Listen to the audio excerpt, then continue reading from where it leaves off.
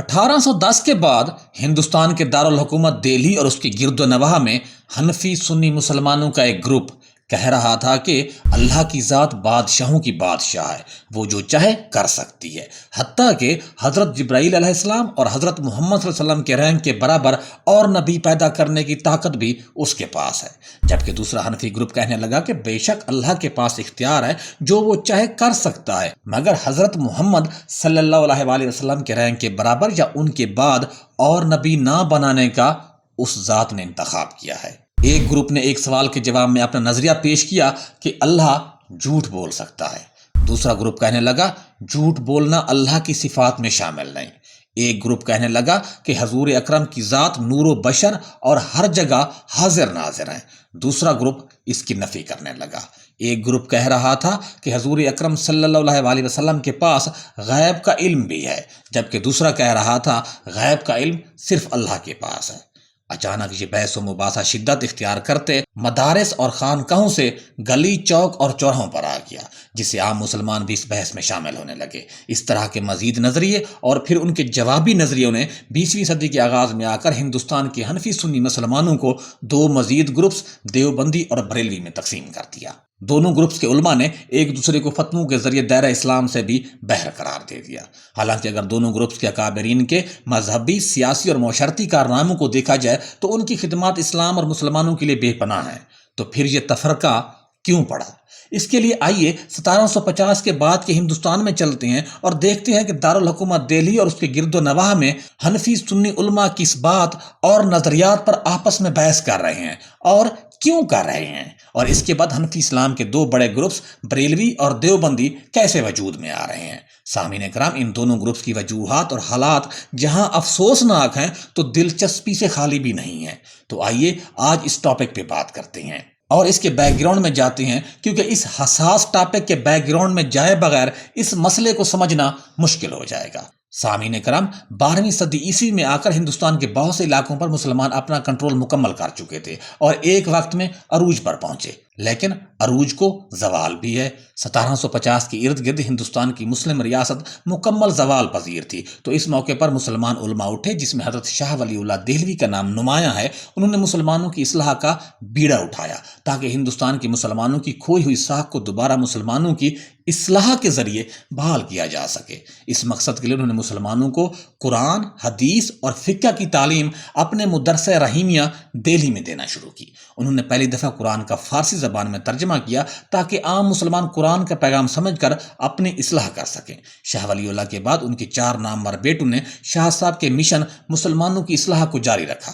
آپ کے ایک بیٹے شاہ عبدالعزیز نے تو یہاں تک فتویٰ دیا کہ ہندوستان اب غیر مسلم کی ریاست بن گیا ہے، جہاں پہ اسلامی قانون کے بجائے غیر کے قانون کا نفاذ ہے، اس لیے مسلمانوں کو ایسی ریاست سے ہجرت کر جانے چاہیے۔ دراصل شاہ عبدالعزیز کے زمانے میں مختلف علماء مسلمانوں کی اصلاح کرنے کے مختلف طریقے اپنا رہے تھے اور فتوے بھی دے رہے تھے۔ دارالحرب کے فتوے کے علاوہ کچھ علماء غیر مسلم کے خلاف جہاد کا فتویٰ دے کر بھی مسلم حکومت ریسٹور کرانا چاہتے تھے، تو کچھ علماء غیر مسلم کو طاقتور اور مسلمانوں کو کمزور سمجھتے ہوئے وقتی طور پر خاموش رہنے میں عافیت جان رہے تھے تاکہ جب مسلمانوں کے حالات بہتر ہوں تو دوبارہ اپنی حکومت بنا سکیں۔ اس موقع پر کچھ علماء اٹھے، انہوں نے مسلمانوں میں اصلاح کی غرض سے مسلم سوسائٹی میں موجود ایسے عقائد اور رسم و رواج کے خلاف لکھنے لگے جو ان کے مطابق غیر اسلامی اور غیر شرعی تھے۔ ان رسومات کو توحید کے خلاف اور بدعت کا نام دیا گیا۔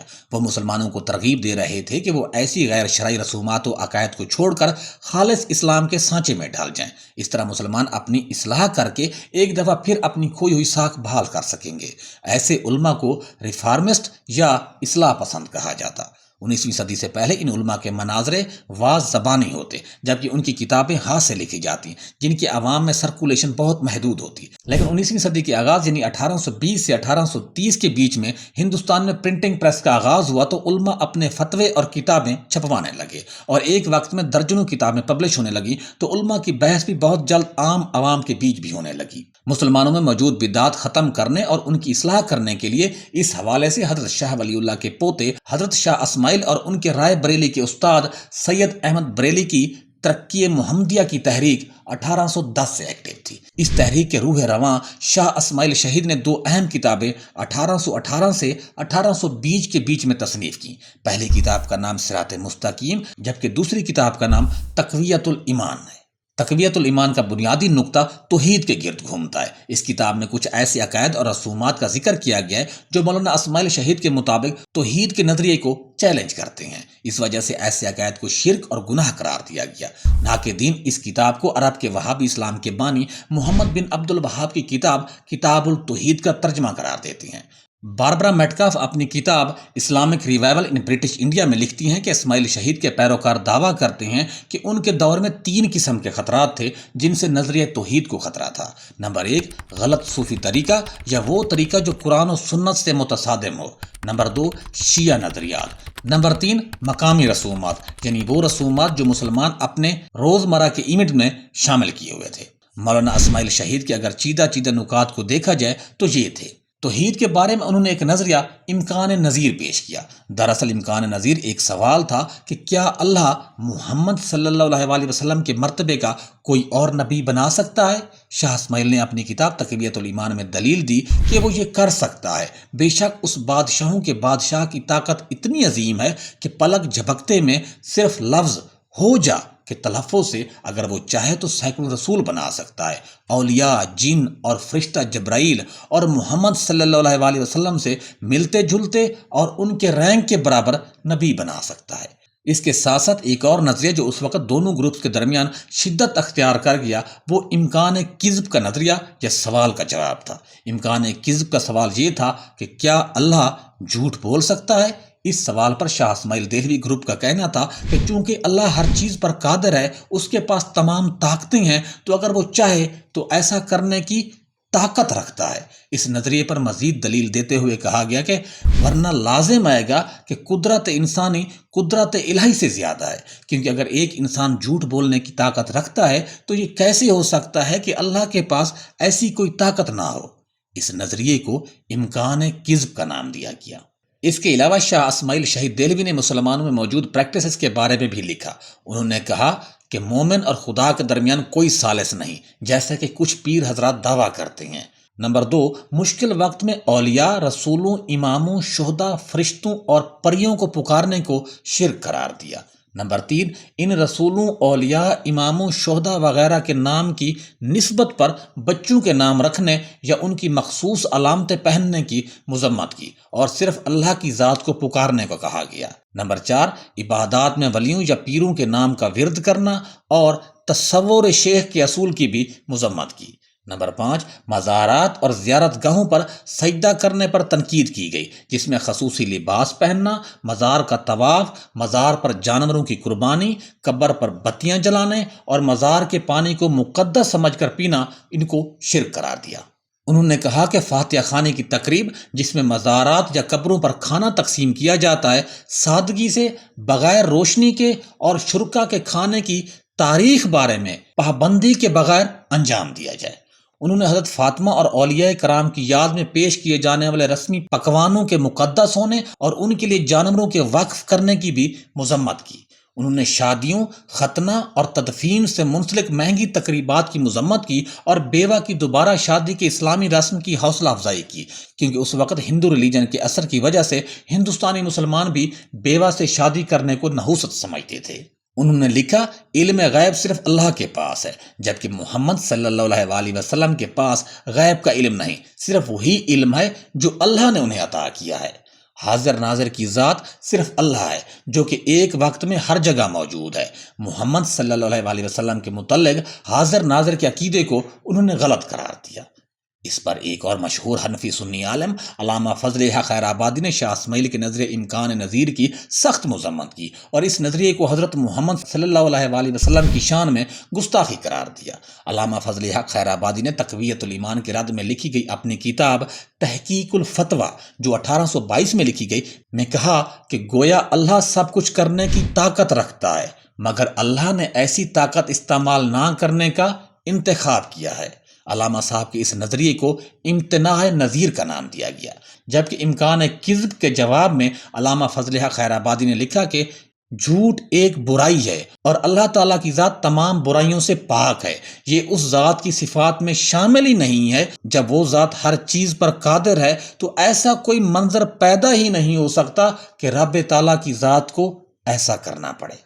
علامہ فضل حق نے شاہ اسماعیل کو ان کے نظریات کی وجہ سے وہابی قرار دیا۔ اس کے بعد حنفی عالموں کے بیچ بحث شدت اختیار کر گئی۔ اس بحث میں اس وقت کے مشہور شعراء بھی شاعری کے ذریعے شامل ہو گئے۔ باربرا میٹکاف کے مطابق مرزا غالب نے شاعری کے ذریعے جہاں مولانا فضل حق خیر آبادی کا ساتھ دیا تو ایک اور نامور شاعر حکیم مومن خان مومن نے شاہ اسماعیل کی کاز کو سپورٹ کیا اور اس کی جہاد کی کوشش کو اپنی شاعری میں سراہا۔ صرف معلومات کی حد تک آپ کو بتاتے چلیں کہ مرزا غالب نے اپنا پہلا دیوان غالب علامہ فضل حق خیر آبادی سے ایڈٹ کرایا تھا۔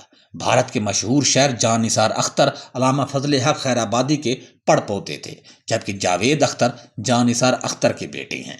1831 میں ترقی محمدیہ کے بانی علامہ اسماعیل دہلوی اپنے ساتھیوں سمیت پاکستان کے علاقے بالا کوٹ میں سکھوں کے خلاف جہاد کرتے ہوئے شہید کر دیے جاتے ہیں، جبکہ دوسری طرف علامہ فضل حق خیر آبادی کو 1857 کی جنگ آزادی میں ایسٹ انڈیا کمپنی کے خلاف جہاد کا فتویٰ دینے اور انگریز کمپنی کے خلاف علم جہاد بلند کرنے پر انگریز سرکار نے انہیں اریسٹ کر کے بدنام زمانہ جیل کالے پانی بھیج دیا، جہاں قید کی حالت میں آپ 1861 میں اس دار فانی سے کوچ کر گئے۔ پھر 1857 کے بعد ہندوستان کے تمام مسلمان بغیر کسی امتیاز کے انگریز کے نشانے پر تھے۔ اس کے باوجود ہندوستانی مسلمان اسماعیل شہید اور علامہ فضل حق خیر آبادی کے نظریات کی پیروی کرتے ہوئے دو گروپوں میں بٹے ہوئے تھے۔ حالانکہ اس وقت انگریز عیسائی مشنریز کے ذریعے لوگوں میں عیسائیت کی تبلیغ، جبکہ ہندو شدھی اور سنگٹن تنظیموں کے ذریعے مسلمانوں کو ہندو بنانے پر لگے ہوئے تھے۔ دلچسپی کی بات یہ ہے کہ انگریز کے آنے کے بعد صرف مسلمان آپس میں ہی نہیں بلکہ ہندو عیسائی سب ایک دوسرے کے ساتھ اور اپنے مذہب کے اندر موجود فرقوں کے بیچ بھی مذہبی بحثیں کر رہے تھے۔ ان بحثوں میں شہر کے انگریز ڈی سی اور ججز شرکت کرتے۔ سامعین کرام، اس موقع پر ہم تاج برطانیہ کی ہندوستان میں اپنائی گئی پالیسی ڈیوائڈ اینڈ رول، یعنی لوگوں کو آپس میں تقسیم کرو اور خود حکومت کرو کی ایک جھلک دیکھ سکتے ہیں۔ مسلمان اصلاح پسند مسلمانوں کی کھوئی ہوئی ساکھ بحال کرنے کے لیے جہاں غیر مسلم سے برسے پیکار تھے، وہیں آپس کے نظریاتی محاذوں پر بھی ایک دوسرے کے خلاف مورچہ زن تھے۔ اب ان کے نظریات دوسری جنریشن یا نسل میں منتقل ہو رہے تھے۔ شاہ اسماعیل شہید کے پیروکار دہلی سے 90 میل شمال کی جانب دیوبند کے قصبے اور اس کے گرد و نواح میں زیادہ پائے جاتے تھے، جو کہ نسلاً صدیقی اور عثمانی شیخ کہلاتے تھے۔ دہلی سے 300 کلومیٹر مشرق کی جانب بریلی شہر میں علامہ فضل حق خیر آبادی کے نظریات کے چاہنے والے تھے۔ باربرا میٹکاف کے مطابق یہ علاقہ نسلاً پٹھان قبیلے سے تعلق رکھنے والے روہیلا پٹھان پر مشتمل ہے۔ بریلی کے ایک رئیس پٹھان مولانا نقی علی خان نے علامہ فضل حق خیر آبادی کو مکمل سپورٹ کیا۔ انہوں نے 1836 میں تقویت الایمان کے جواب میں کتاب لکھی، جس میں اسماعیل دہلوی کے امکان نظیر کے نظریے کی سختی سے مخالفت کی۔ اسماعیل شہید کو ان کے نظریات کی وجہ سے وہابی نجدی قرار دیا۔ نقی علی خان کی 1880 میں وفات ہو جاتی ہے تو ان کے بعد ان کے بیٹے مولانا احمد رضا خان بریلی میں اپنی مسند سنبھالتے ہیں۔ ادھر دیوبند میں شاہ اسماعیل اور اس کے رفقہ کاروں کے جانشین 1866 میں اپنا ایک مدرسہ دارالعلوم دیوبند کے نام سے بناتے ہیں، جہاں قرآن، حدیث، فقہ اور درس نظامی پڑھایا جانے لگتا ہے۔ اس سکول کے روح رواں مولانا رشید احمد گنگوئی اور مولانا قاسم نانوتوی تھے، جبکہ ان کے شاگردوں میں مولانا خلیل احمد این بیٹھوی اور مولانا اشرف علی تھانوی بھی اہم شخصیات میں شامل تھے۔ اس کے ساتھ ساتھ مختلف دینی موضوعات پر کتابیں بھی لکھی جانے لگیں اور شاہ اسماعیل کے نظریات کا دفاع کیا جاتا ہے۔ باربرا میٹکاف کے مطابق بریلی اور دیوبند کے عالموں نے اپنے اپنے پرنٹنگ پریس اسٹیبلش کرا لیے اور 1880 میں ان علماء کی کتابیں چھاپنے اور سرکولیٹ کرنے کا کام عروج پر پہنچ چکا تھا۔ دیوبند کے علماء، جن میں مولانا رشید احمد گنگوہی نے فتاوی رشیدیہ کے نام سے کتاب لکھی، جس میں مختلف فتاووں کے ساتھ ساتھ انہوں نے اسماعیل شہید کو نہ صرف سپورٹ کیا بلکہ اسماعیل شہید کو ولی اللہ کا درجہ بھی دیا۔ اوشا سنیال اپنی کتاب ڈیووشنل اسلام میں لکھتی ہیں کہ تاہم بعض دیوبندی علماء خود اس مسئلے کے بارے میں کسی حد تک درمیانی راستہ نکالنے کی کوشش کر رہے تھے۔ حاجی امداد اللہ مہاجر مکی ایک پیر بھی تھے، جن کے بہت سے لوگ بیعت تھے، نے اس کے حق میں ایک رسالہ لکھا۔ حاجی امداد اللہ، جو کہ محمد قاسم نانوتوی اور رشید احمد گنگوہی کے پیر تھے اور تقریباً 700 یا 800 دیگر علماء کے پیر تھے، جن میں سے اکثر دیوبند کے مدرسے میں تعلیم یافتہ تھے، انہوں نے 1894 میں ایک کتابچہ لکھا جس کا عنوان تھا فیصلہ ہفت مسئلہ، یعنی 7 مسئلوں پر فیصلہ۔ انہوں نے دونوں گروپوں کے بیچ 7 مسائل پر مفاہمتی لائن بنانے کی کوشش کی تاکہ تمام مسلمان 7 مسائل پر سوالات نہ کریں اور اس طرح امت میں اتحاد پیدا ہو سکے۔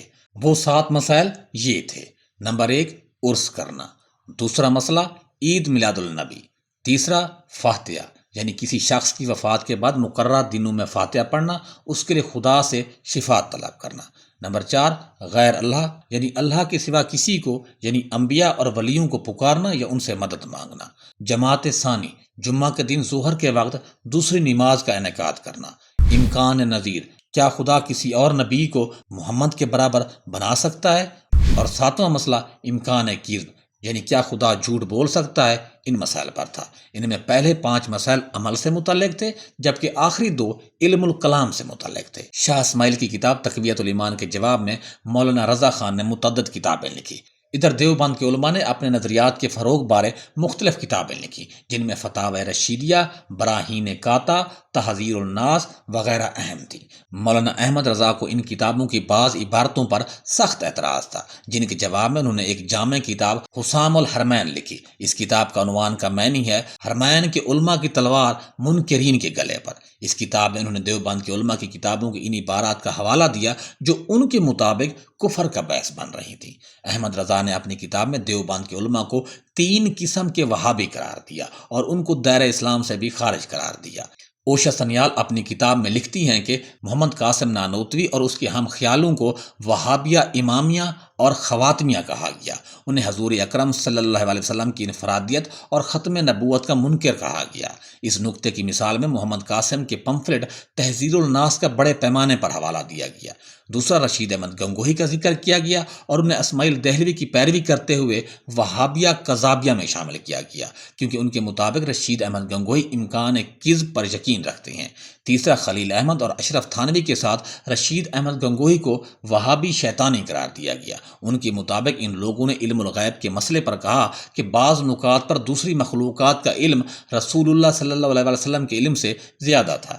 مولانا اشرف علی تھانوی بارے لکھا کہ انہوں نے حفظ الایمان میں لکھا ہے کہ حضور صلی اللہ علیہ وسلم کے پاس جتنا علم تھا اتنا علم تو ہر آدمی حتیٰ کہ پاگل اور جانور کے پاس بھی ہے۔ ان چیزوں کی بنیاد پر مولانا علامہ احمد رضا خان بریلوی نے حرمین شریفین کے 36 علماء سے تصدیقی فتوے لیے۔ ان نظریات کی بدولت ایسے لوگوں کو اسلام سے خارج قرار دیا جائے۔ اس کے ساتھ ساتھ انہوں نے ہندوستان کے 360 علماء سے بھی تصدیقی فتوے لے کر اپنی اس کتاب کو 1906 میں پبلش کروایا۔ اس کے جواب میں دیوبند کا نقطہ نظر باربرا میٹکاف اپنی کتاب میں یوں لکھتی ہیں کہ دیوبندیوں کا دعویٰ تھا کہ وہ مکہ اور مدینہ کے علماء جنہوں نے اپنے دستخط اس کتاب پر کیے تھے ان کو اس پمفلٹ سے گمراہ کیا گیا اور دیوبندی عقائد جان بوجھ کے غلط پیش کیے گئے۔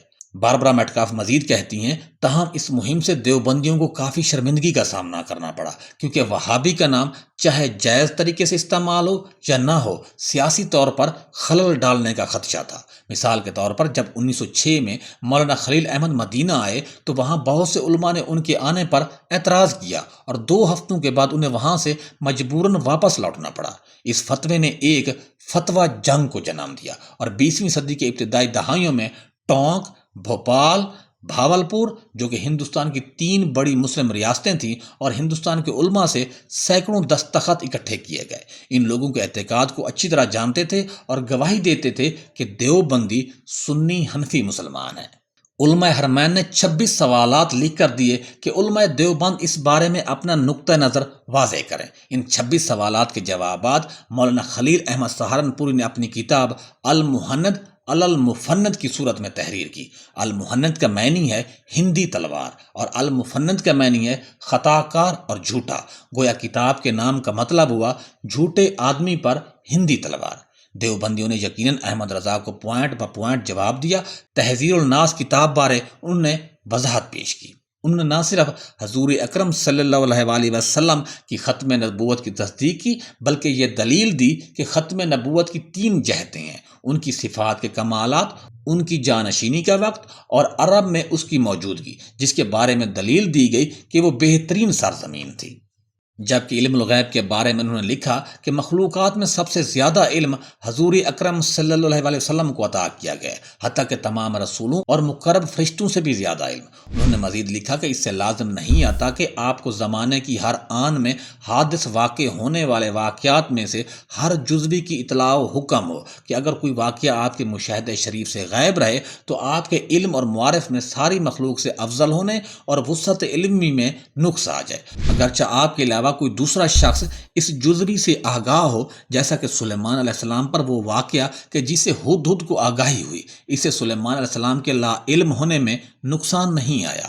جبکہ رشید احمد گنگوہی نے فتاوی رشیدیہ میں ان کے الزام کے برعکس فتویٰ دیا کہ جس نے خدا کو جھوٹا کہا وہ کافر ہے۔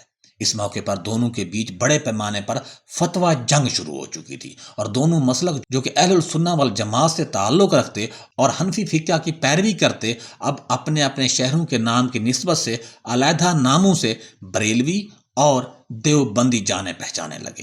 بریلوی حضرات کا ماننا ہے کہ اپنی گستاخانہ عبارات کی وجہ سے دیوبندی گستاخ رسول ہیں، جبکہ دیوبندی حضرات کا ماننا ہے کہ بریلوی حضرات کے اولیاء کے متعلق نظریات انہیں مشرک بنا رہے ہیں، اور یہ جنگ اب بھی جاری ہے، اور تجزیہ نگاروں کے مطابق شاید مستقبل میں بھی ایسا ہی جاری رہے۔